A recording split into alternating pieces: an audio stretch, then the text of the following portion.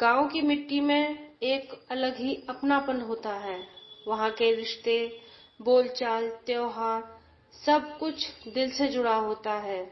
ऐसे ही एक छोटे से गांव रामनगर में रहने वाली थी मीना, जो एक चुलबुली और हंसमुख जरा सी नटखट लड़की थी। वह कॉलेज में पढ़ती थी और अपनी बड़ी बहन पूनम की शादी में गर्मियों की छुट्टियों में शामिल होने के लिए घर आई हुई थी।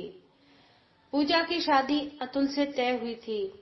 अतुल शहर में इंजीनियर था, समझदार, शांत स्वभाव का और बहुत ही सरल व्यक्ति।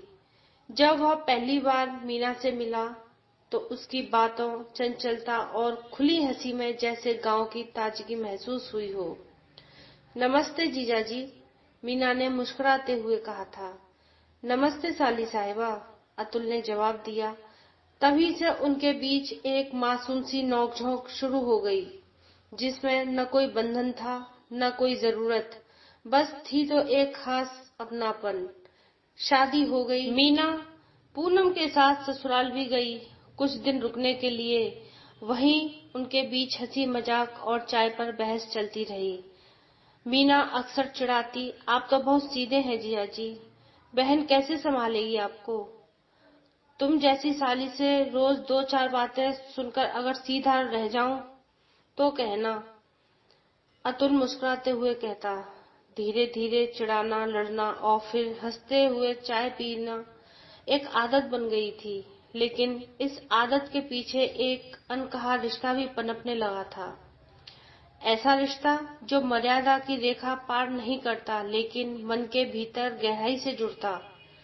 अतुल को मीना की बातों में ताजगी मिलती थी और मीना को जीजाजी की बातों में एक अनकही समझदारी।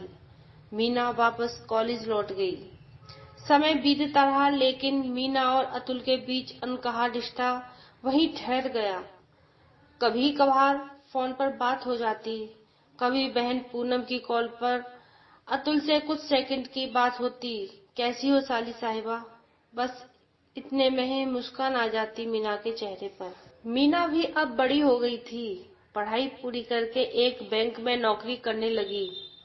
वो अब पहले जैसी चुलबुली तो नहीं रही, लेकिन उसके मन में जो एक कोना था जीजाजी के लिए, वह अब भी वैसा ही था, शांत, संजीदा, पर भावनाओं से भरा हुआ।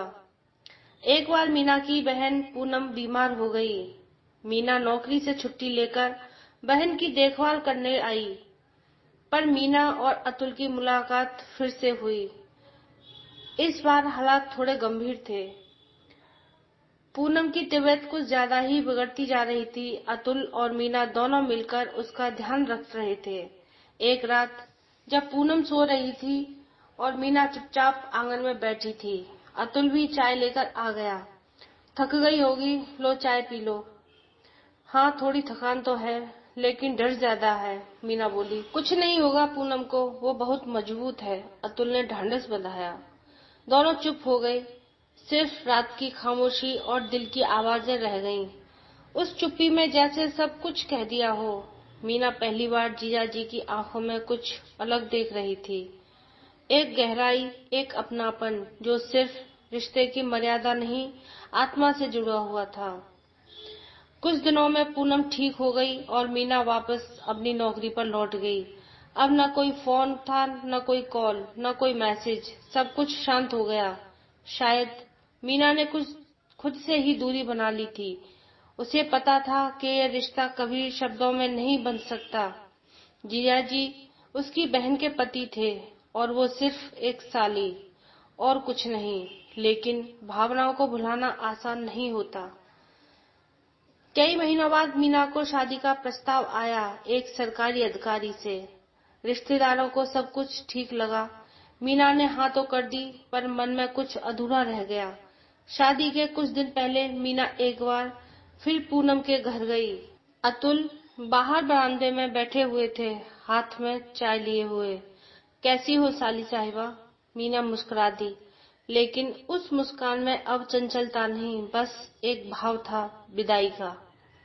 आपने मुझे कभी कुछ नहीं कहा, ना ही मैं कुछ कह सकी, लेकिन आपको पता है, जब कोई आपके बहुत करीब होता है तो कुछ कहने की जरूरत ही नहीं होती, मीना बोली।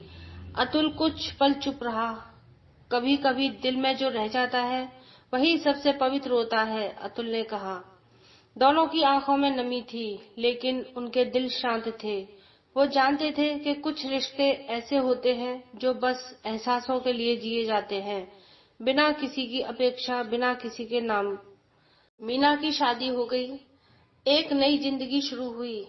अतुल और पूनम भी अपने जीवन में खुश थे, लेकिन जब भी मीना चाय बनाती, वो एक कप चुपचाप खिड़की पर रख देती, जैसे कोई अब भी वहां बैठा हो, चाय का इंतजार कर रहा हो। और अतुल जब भी बरसात में चाय पीता, मीना की वो पहली नमस्ते जीजाजी उसे आज भी सुनाई देती, एक मीठी याद की तरह। हर रिश्ता समाज की परिभाषा में नहीं समेटा जा सकता। कुछ रिश्ते बस दिल से निभाए जाते हैं, खामोशी से, मर्यादा में रहते हुए और जीवन भर के लिए।